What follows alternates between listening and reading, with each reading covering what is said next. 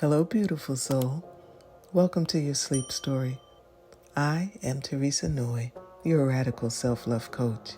I work with high-achieving women who typically put themselves last to love themselves enough to put themselves first. You deserve to love, cherish, and honor yourself without guilt because your well-being matters. It gives me great joy to be the voice that guides you into a restful sleep tonight. You are so deeply loved. Your existence is the proof. Before we begin tonight's sleep story, let's start with a relaxation session. I'm going to count down from 10 to 1, and as I do, allow yourself to let go more and more. 10. Feel the support beneath you, the support of your bed, the floor, and the earth beneath. Imagine the warm sand of a beautiful beach cradling you, holding you with the earth's gentle strength.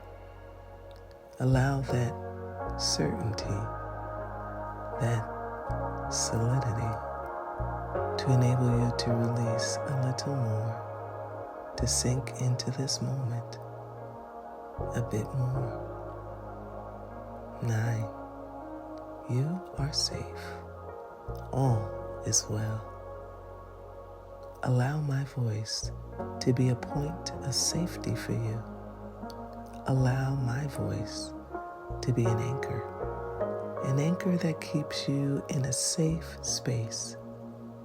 Know that my voice will only ever bring you into safe places. Feel into your body now.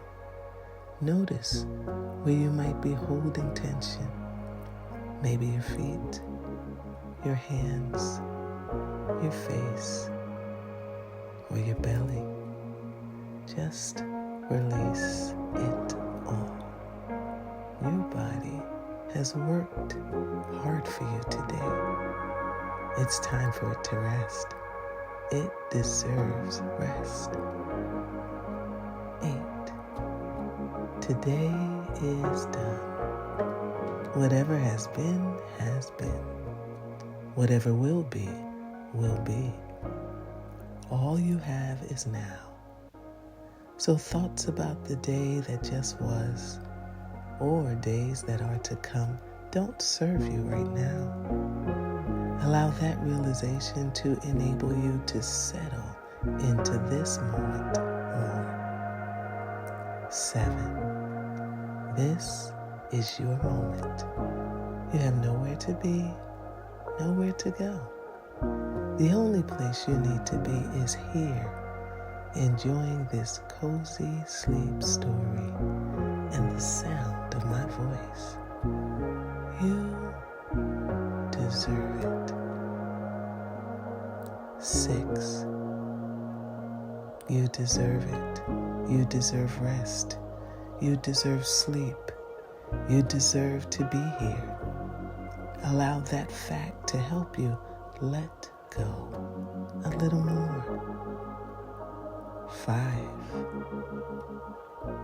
Perhaps allow yourself to feel a little gratitude now. Gratitude for this moment. Gratitude for the ability to rest. Gratitude for the simple things. Your breath, the shelter you have tonight, the opportunity to switch off in a place of safety. 4.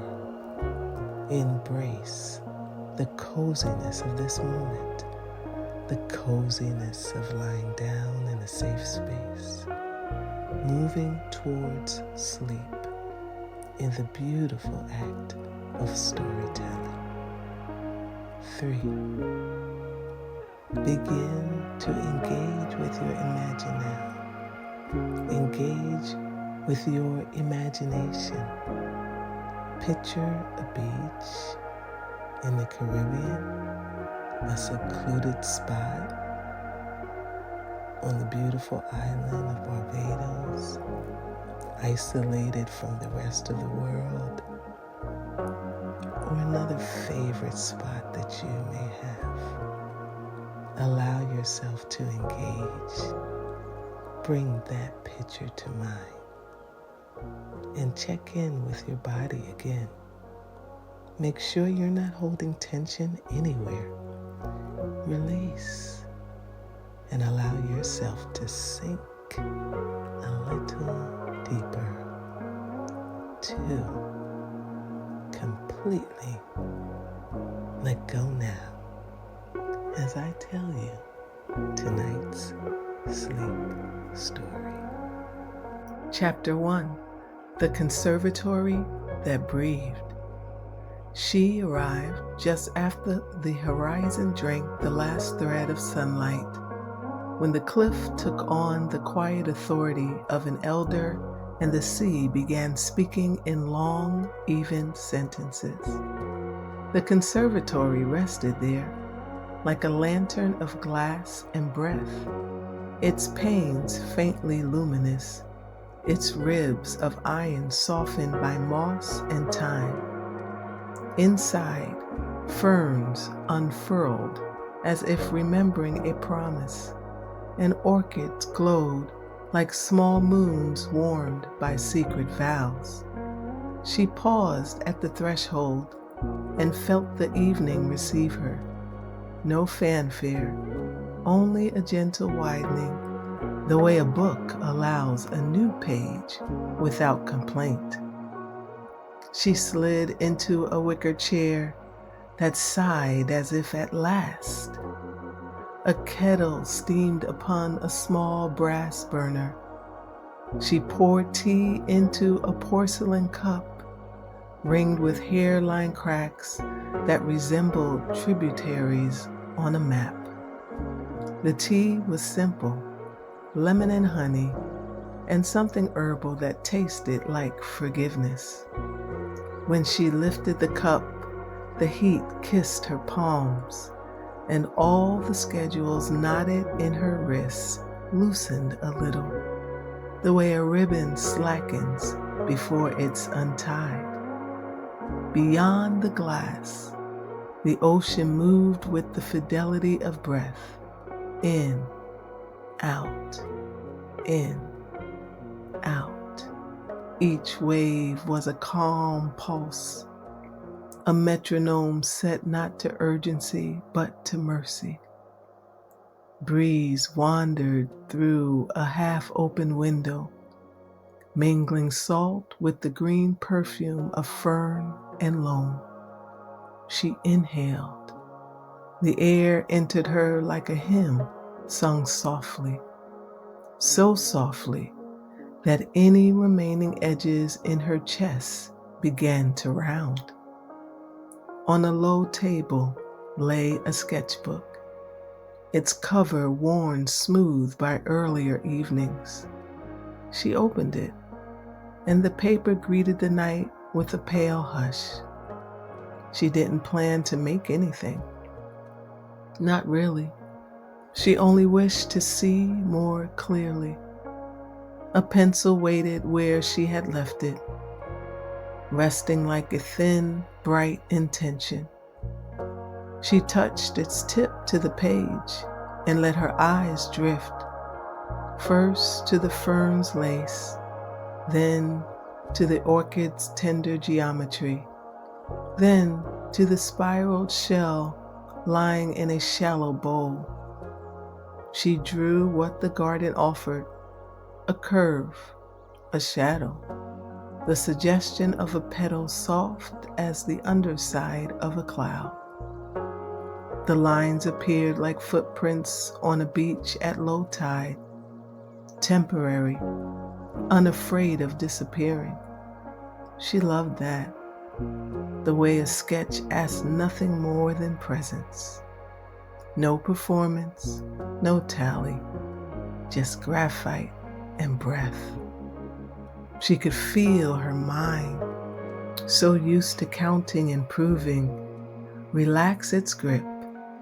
She allowed the pencil to wander the way a child wanders a shoreline, not looking for treasure so much as noticing that the world itself is treasure enough. A small lamp glowed beside her, the shade embroidered with reeds. Its light pooled on the page like warm milk. The conservatory whispered with tiny sounds, leaves tuning in their sleep, the faint tapping of a loose latch, the kettle humming its last. In that cocoon of sound, she found a question rising, simple as a tide. What would it be like to let night teach her how to be?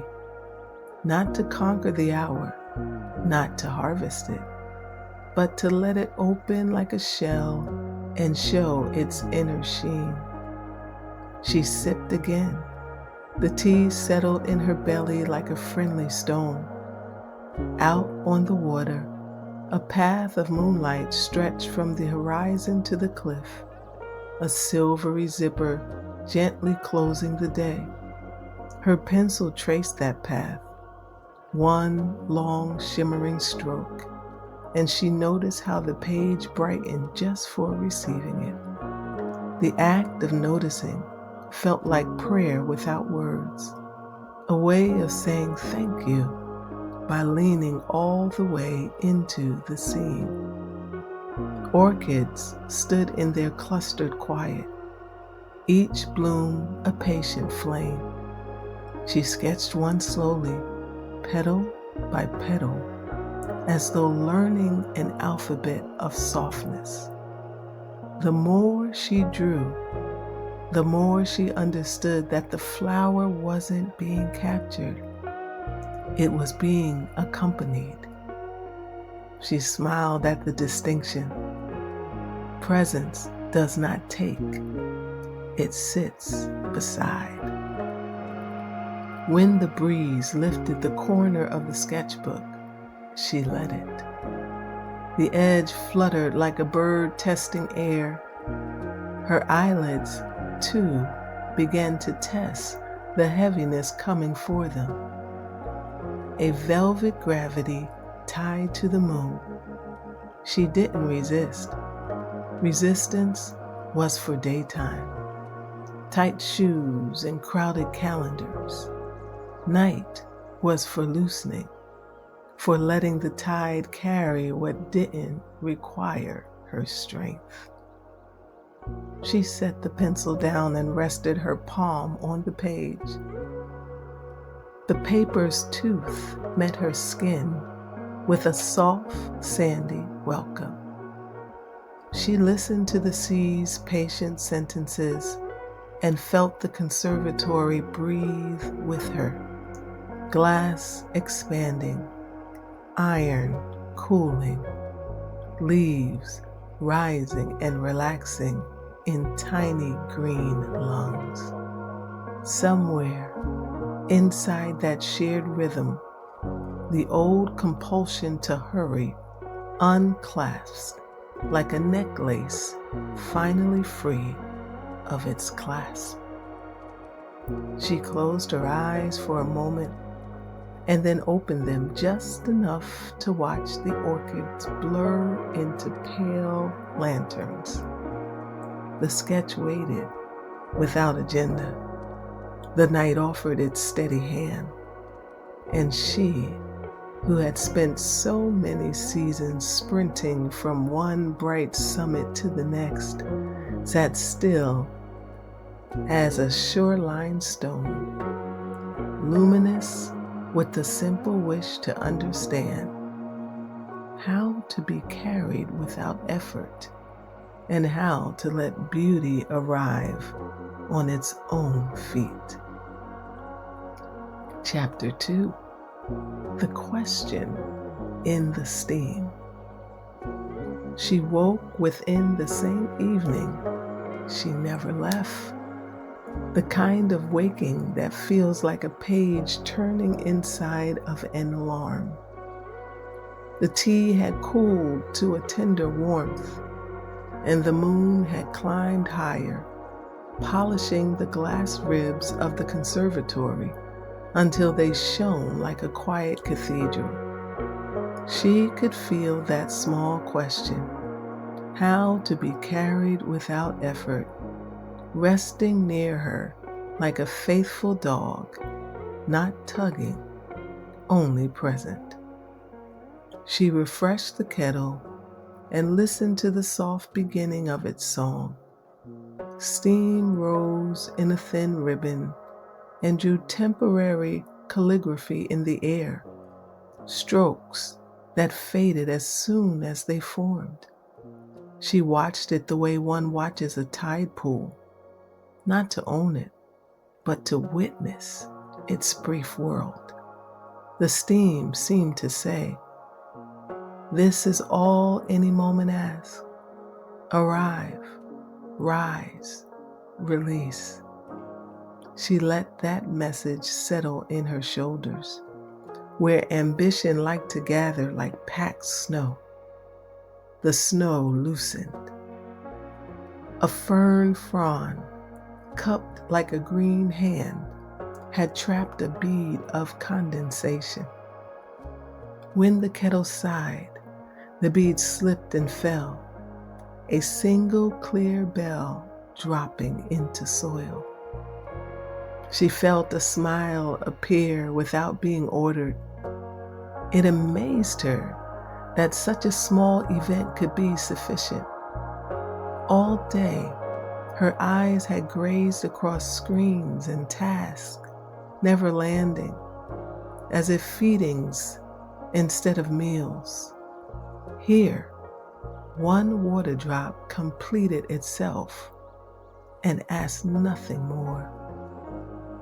She poured the new tea. Lemon brightened the air. Honey moved like sunlight inside the cup. She held it close. The warmth warmed her wrists, then her forearms.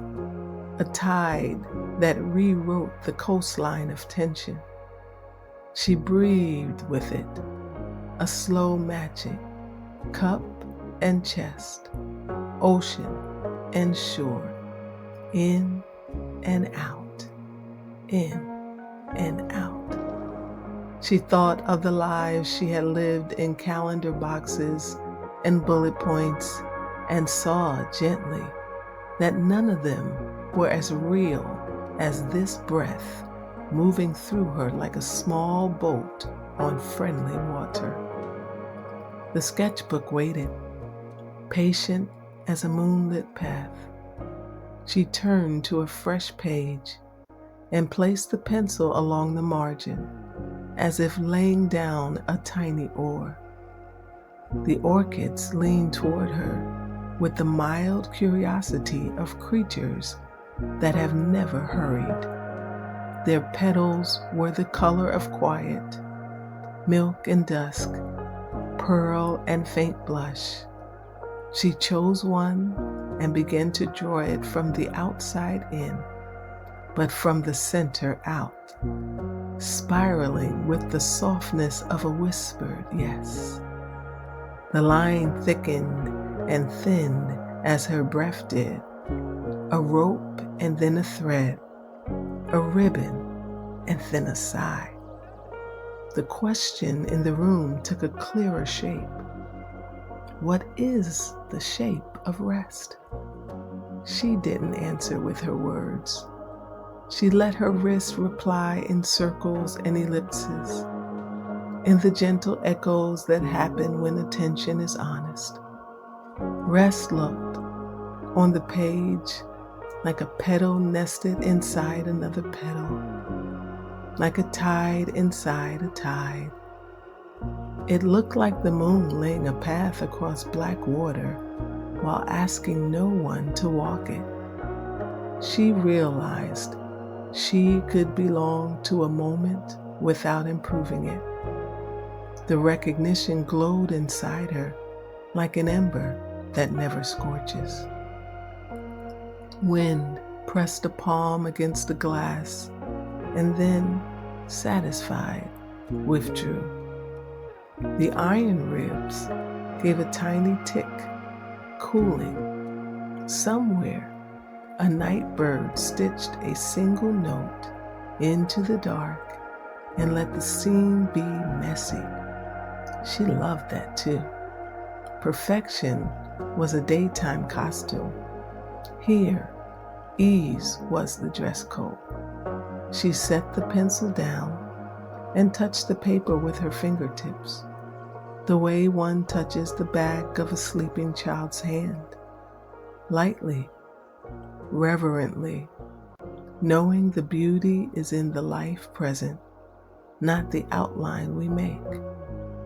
She sipped again. The tea tasted like a promise kept. In the promise was a message as simple as driftwood. You are allowed to be here without proof, allowed to be watered by ordinary things, allowed to say yes to small mercies and let them do their slow work. She felt the words arrange themselves along her spine like smooth stones, each one a new balance point. She sat straighter without effort. As a plant turns toward light, it doesn't need to understand. On the far shelf, a glass misting bottle caught moonlight and made a tiny star on the wall. She stood, crossed the rug, a faded pattern of vines and waves, and lifted the bottle. Its weight surprised her. It was fuller than she expected. She misted the air above the orchids, and the droplets felt like a quiet applause. The flowers didn't change, not in any way a camera would notice, but she did. The act of tending opened a doorway in her chest, and through it came a breeze of belonging. The feeling that she had entered, at last, the room of her own life. Her simple desire to understand how to be carried felt closer now, not solved, but companioned. She returned the bottle, returned to the chair, and let her eyelids lower until the world became a watercolor of silver and green. The sea inhaled, exhaled. The conservatory matched it, plant by plant, pain by pain. She remembered the steam's teaching, arrive, rise, release, and let herself be that small and that complete. In the gentle dark, she heard a quieter sentence form, not from the ocean, not from the glass, but from her own steadying center. Rest is not a thing to reach. It is a tide that keeps you when you stop reaching. She didn't write it down. She didn't need to. The lesson was already inside the line of her breath, inside the soft architecture of the orchid unfolding one more whisper of itself. And as the moon poured more milk into the sky, her body answered the tide with grateful heaviness, drifting towards sleep like a leaf that has always known the river's way. Chapter 3. The Stillness Between Waves. The night stretched into its quiet maturity, the kind that carries no edge, only softness. The conservatory seemed to hum with the moon itself, each pane holding a soft, slow breath of silver. She drifted in that glow, half between waking and wonder, a listener in the sanctuary of stillness. The world outside had hushed its many engines. Even the ocean, once talkative, now murmured in a deeper tone, steady, maternal, unhurried. She felt herself lean toward that rhythm without trying. The body knows, she thought. It knows what peace feels like even when the mind forgets. Her chest rose and fell with the wave's invisible guidance. The same pulse carried by every tide and heartbeat. In this gentle synchrony, she realized perhaps she wasn't learning how to rest, but remembering that she already could. The air had cooled. She pulled a soft blanket from the back of the chair and wrapped it around her shoulders.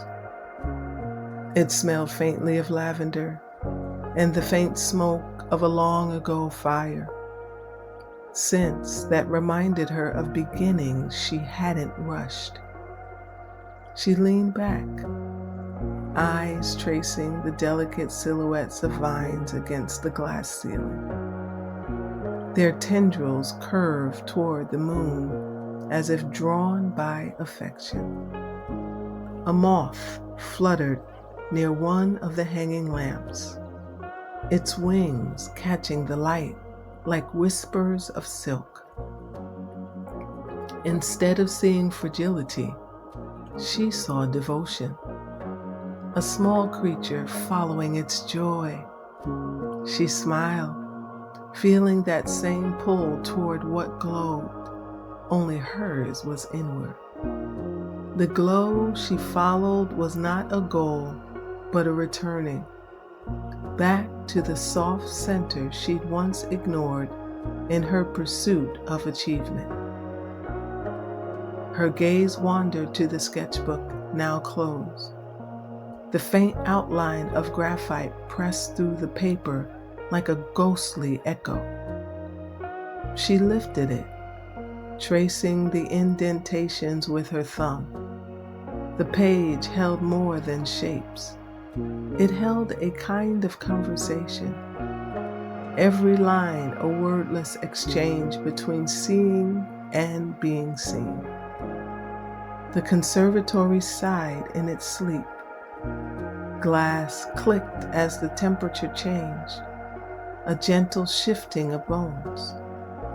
Somewhere, a leaf dropped into the soil with the sound of a breath landing. She listened closely, and in that listening, something within her quieted completely. There were no thoughts to arrange, no feelings to name, only the intimacy of stillness, vast and personal, all at once. She set the sketchbook aside and turned her attention outward again. The sea stretched endlessly below, folding itself again and again into new beginnings. She had lived so many days believing life depended on her effort. Yet here, everything unfolded perfectly without her help. The moon tracing its arc, the orchids opening unseen, the waves rising and retreating in perfect faith. She imagined herself as one of those waves, fluid, luminous, without destination, not measured by arrival but by movement, not praised for impact but for presence. The image warmed her chest, dissolving the invisible armor she often carried through the day. The thought came softly, I do not need to push to be powerful. The sound of the sea deepened as she let that truth settle. She noticed the way each wave began as silence before it became sound, how the hush before movement was part of its music. The same was true of her. The pauses between doing had meaning. The spaces between words, between breaths, between one choice and the next, each held a quiet generosity. Steam rose again from her cup, faint and ghost-like in the lamplight. She lifted it, savoring the way warmth met her lip, how even tea could feel like companionship. The taste reminded her of morning light filtered through curtains, of everything she'd once rushed past to get to something more important. But here, nothing was more important. Here, the ordinary glimmered with reverence. She closed her eyes and let her awareness widen until it filled the room. She could feel the slow respiration of the plants, the moonlight bending, the hush of the tide miles below. She was both observer and participant, both the held and the holder. When she opened her eyes again, a soft mist had gathered outside, blurring the edge where sea met sky. The horizon disappeared, and with it, the need for separation. There was only this endless merging, light with air, sound with silence, self with everything. A sense of grace filled her, light and complete. She leaned back, her body loose, her heartbeat steady as the surf. Sleep tugged at her gently, not as escape, but as invitation to drift even deeper into this belonging. The last thing she saw before her eyes closed was her reflection in the window, serene, softened, and whole. The woman who once lived by list was now a part of the same still rhythm that moved through every living thing. And as her breath joined the lull of the waves below, she realized the answer she'd been seeking wasn't hidden at all. It had been here the entire time, in the stillness between waves. Chapter 4, The Language of Light. Morning came without fanfare, arriving as a whisper rather than an announcement. The moon's silver hand slowly withdrew from the glass, and the first warmth of dawn slipped into its place. The conservatory shimmered in the soft light, dew glinting on every fern and petal, as though the night had left behind a trail of small blessings. She stirred awake before the sun fully crested the horizon, not from urgency, but from gentle curiosity. The air was cool and still, filled with that delicate expectancy that comes before a symphony begins. She did not rush to move. Her body, loose from rest, seemed to understand the new rhythm, one that valued arrival over achievement. When she finally rose, the blanket fell from her shoulders like a curtain drawing back to reveal a simpler stage. Her bare feet met the stone floor, smooth and cool, grounding her in this soft new world. Steam rose faintly from the kettle she'd left half filled, the last breath of night releasing itself. She smiled. How even the kettle, like her, had learned to exhale. The orchids caught her attention first. They seemed to have multiplied overnight, or perhaps it was simply her seeing that had deepened. Their colors were richer now, pale cream and blush trembling with light. She approached them slowly, hands clasped behind her back, the way one approaches something sacred. The petals, thin as the edge of a dream, seemed to pulse with quiet life. She misted them gently, watching the water gather and slip down each curve. The droplets refracted light into tiny rainbows, scattering color into corners where only shadow had lived hours ago.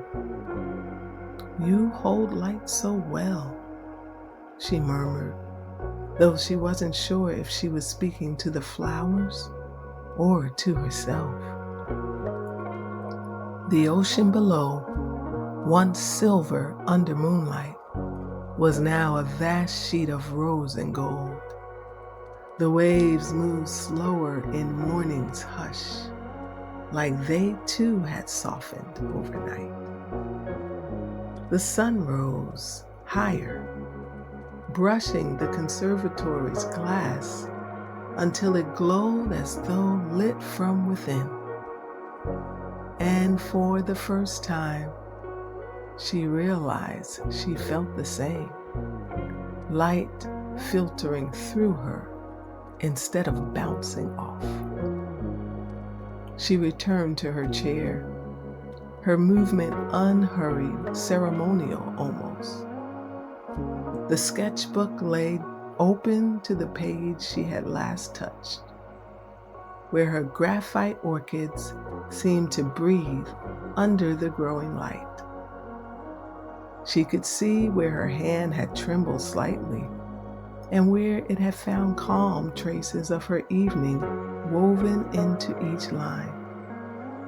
She didn't judge or perfect them. She simply observed. From a small shelf, she took out a tin of colored pencils, untouched until now. She chose one, a pale amber hue, and began to add warmth to the sketch, her strokes soft, rhythmic.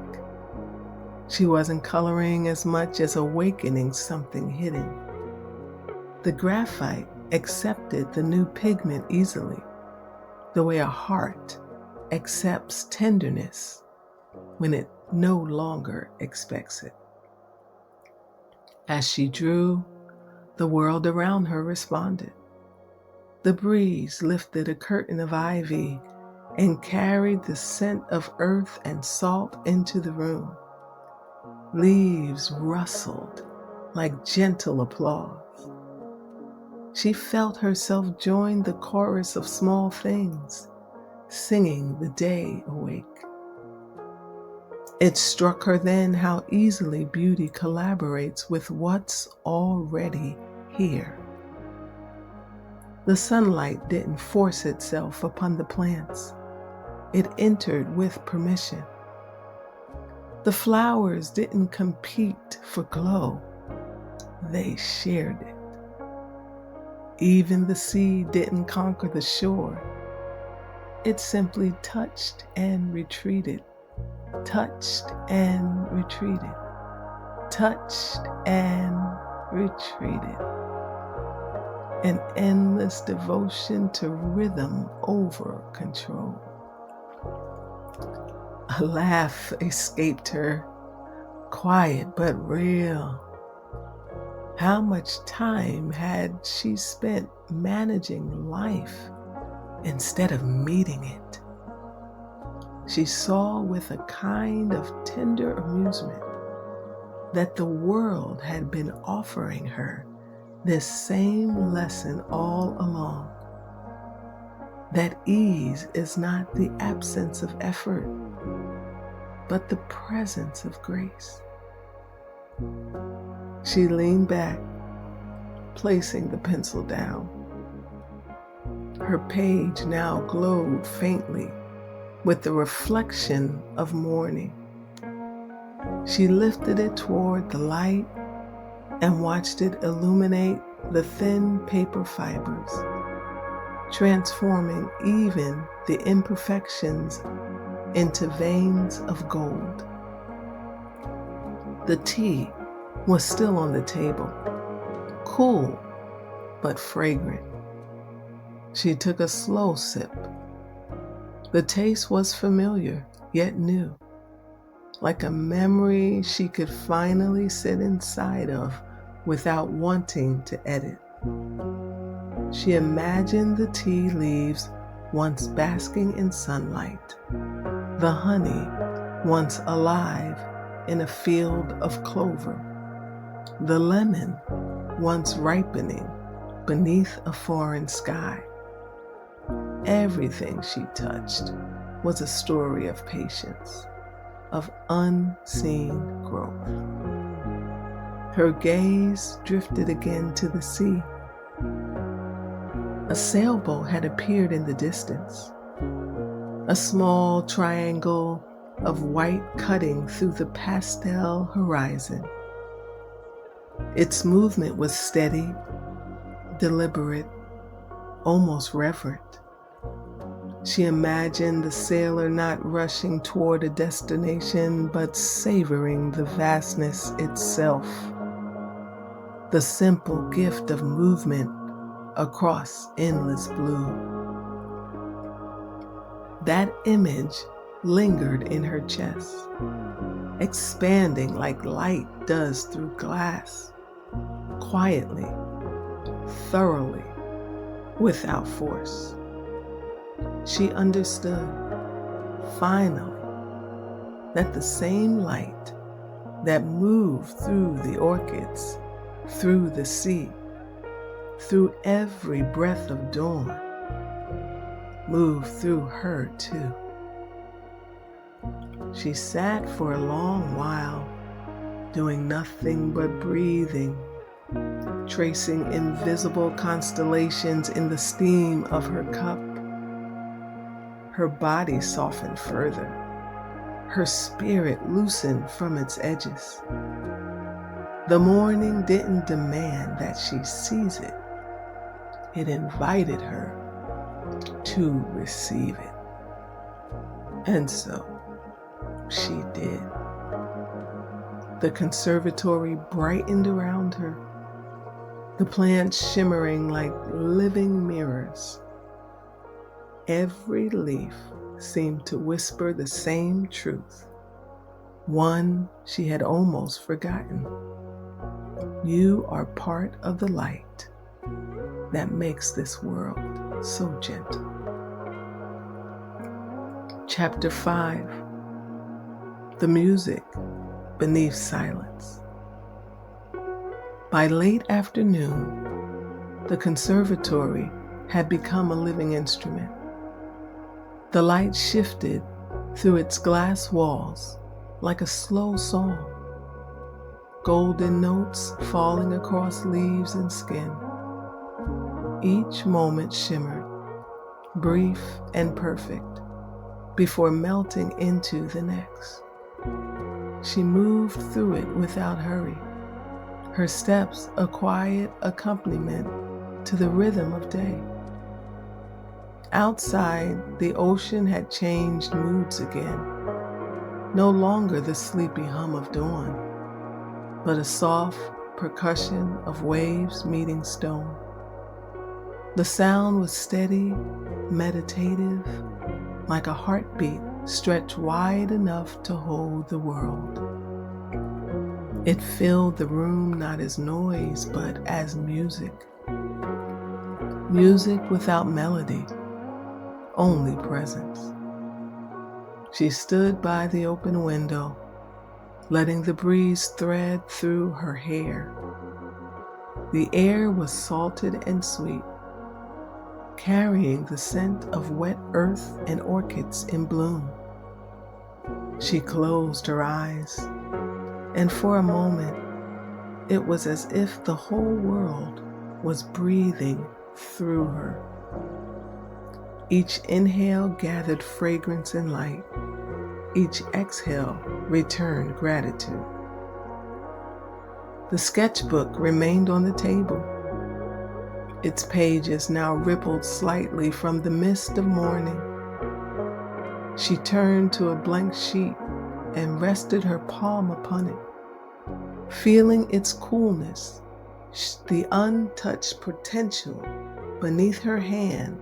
Instead of reaching for the pencil, she simply listened to the paper's silence, to the faint rustle of leaves, to the sea's unending conversation with itself. It occurred to her that silence, too, had texture. It wasn't empty, but woven, filled with tiny threads of sound and meaning, the whisper of her breath, the brush of wind against glass, the creak of the chair beneath her weight. The more she listened, the more she realized how alive quietness could be. In that stillness, an awareness rose like mist. Her life had once been arranged around noise.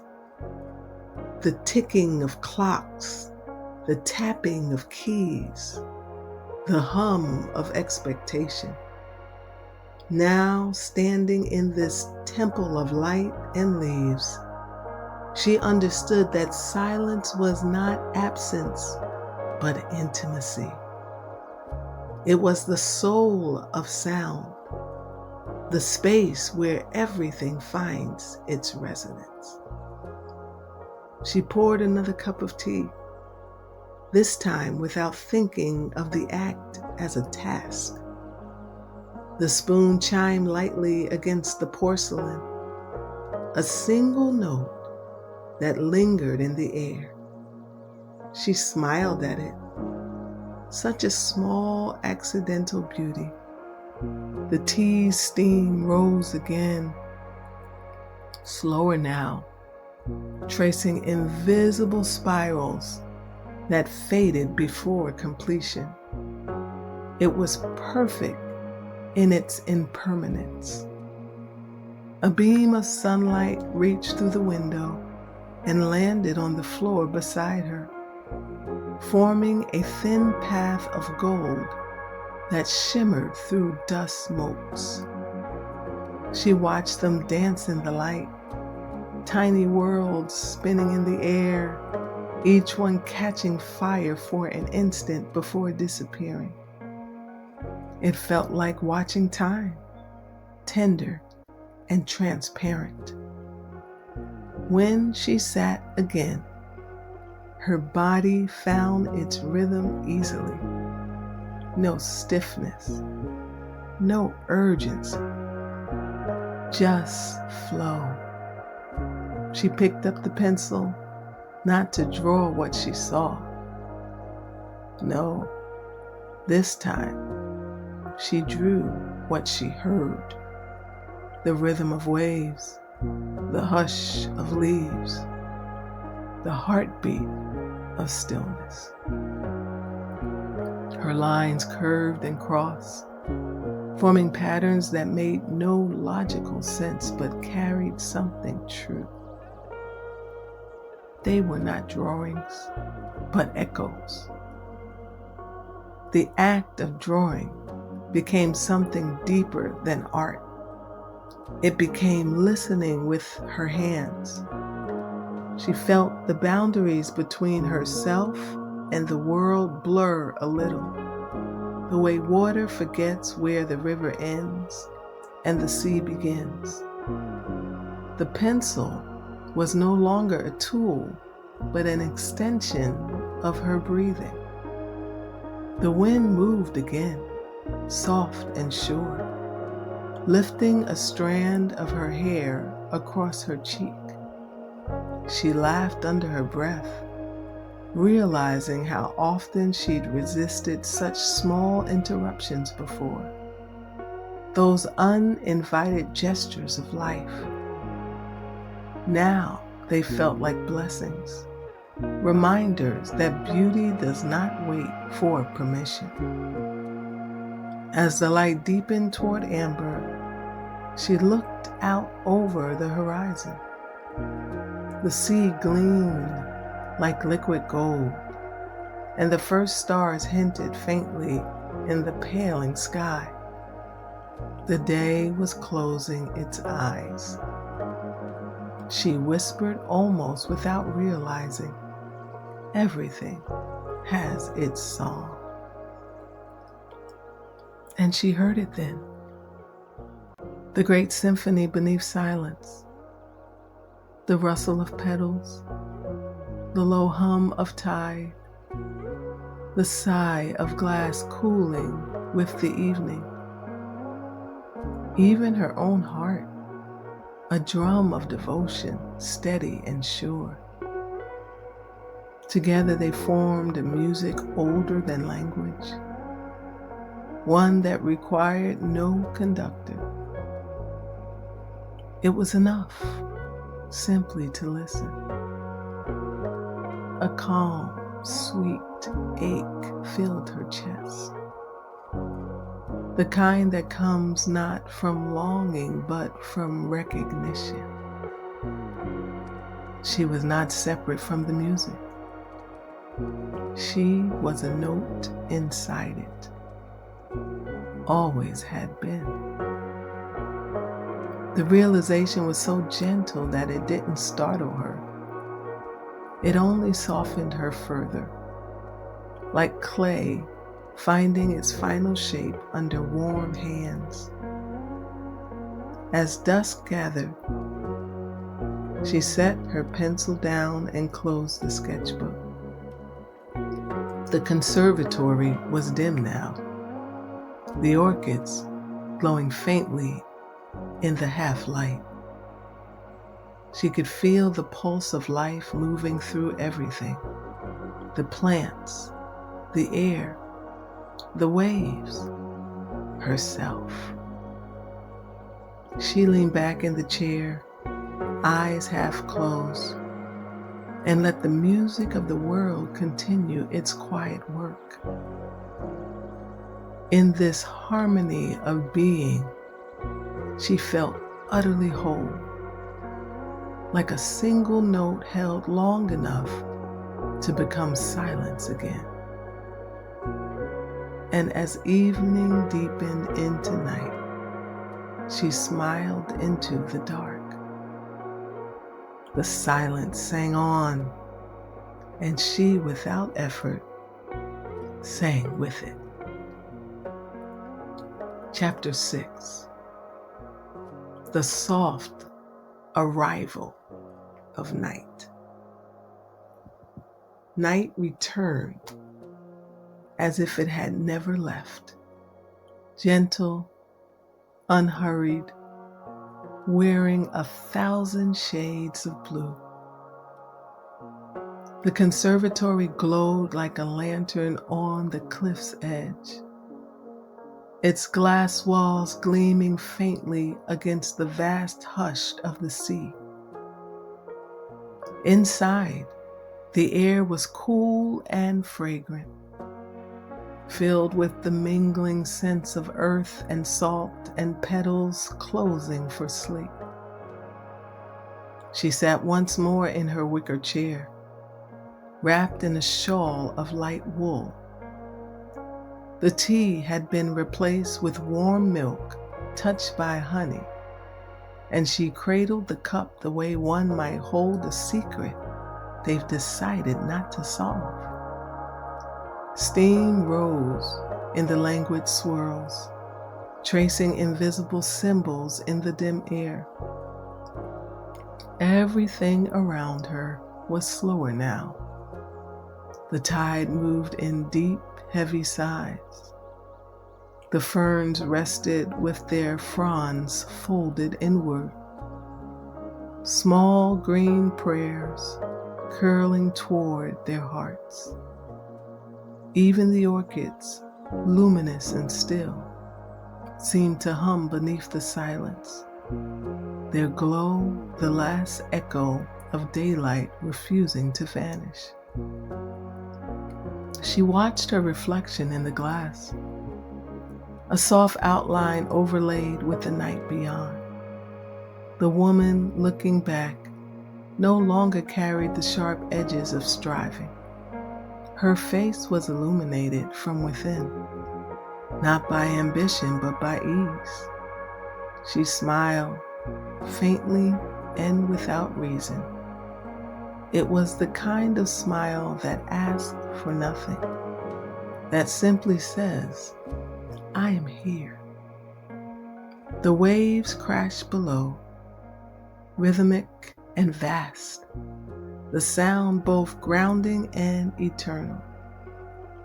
She realized how much she loved that, the constancy of something beyond her control. For so long, her life had been built around keeping things steady, managing, preventing, preparing.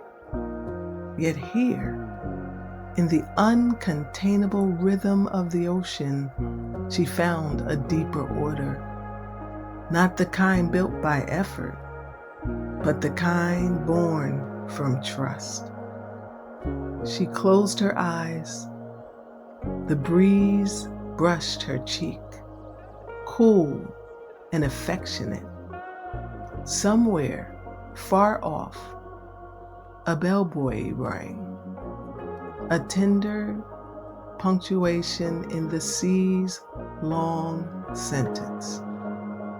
The sound carried across the water and through the glass, soft as a blessing. Her mind drifted toward the sketches resting beside her. They were imperfect and incomplete, but that no longer mattered. They weren't meant to capture beauty. They were meant to let her witness it. Each line had been a doorway, each page a meditation. Together, they formed a quiet record of her returning. Returning to what? She wondered briefly, though she already knew.